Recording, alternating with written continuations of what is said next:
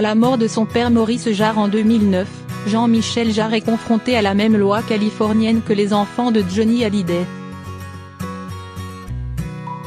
Privé d'héritage, il entend porter l'affaire devant la Cour européenne des droits de l'homme.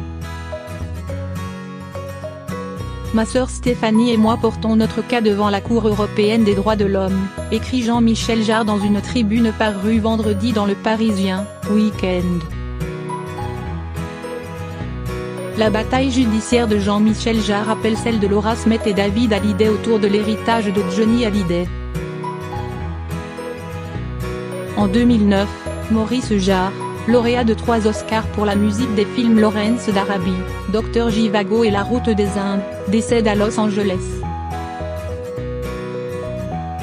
Il vivait depuis 25 ans aux États-Unis.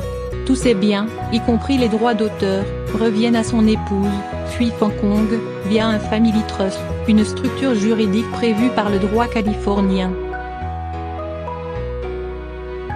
Mais les enfants Jarre protestent contre la décision de ce père absent, et saisissent la justice française. Si la loi hexagonale prévoit une réserve héréditaire assurant une succession aux descendants, plusieurs juges ont choisi d'honorer le testament américain de Maurice Jarre.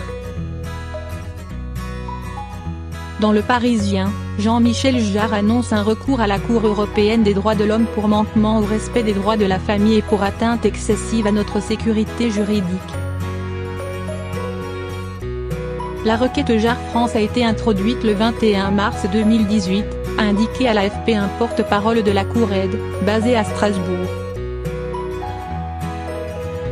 Si une demande semblable des enfants de Michel Colombier, arrangeur de Serge Gainsbourg ou Madonna, a également été déposée à la même période, ce type d'action est inédit pour l'institution, a-t-il précisé. Un précédent dans l'affaire Hallyday. Il y a un arrêt Jarre de la Cour de cassation concède le pionnier de l'électro, en référence aux nombreuses analogies entre cette affaire et le conflit entamé autour de la succession de Johnny Hallyday. La question qui était posée était la suivante: le droit français autorise-t-il un père à déshériter totalement ses enfants en utilisant une loi étrangère? La Cour de cassation a répondu oui, sauf si les enfants sont dans la précarité économique.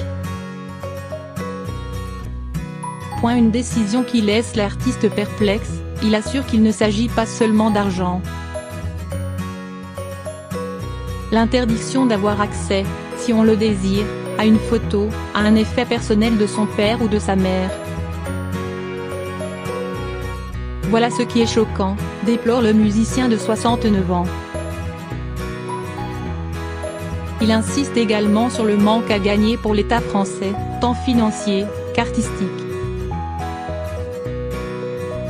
Ces montages juridiques à l'étranger ne requièrent pas d'impôt sur la succession et dans notre cas, les œuvres historiques de notre père, iront dormir bien loin du palais des papous, tout simplement, disparaîtront. Il s'agit là d'une partie du patrimoine français qu'on laisse partir, plaide-t-il.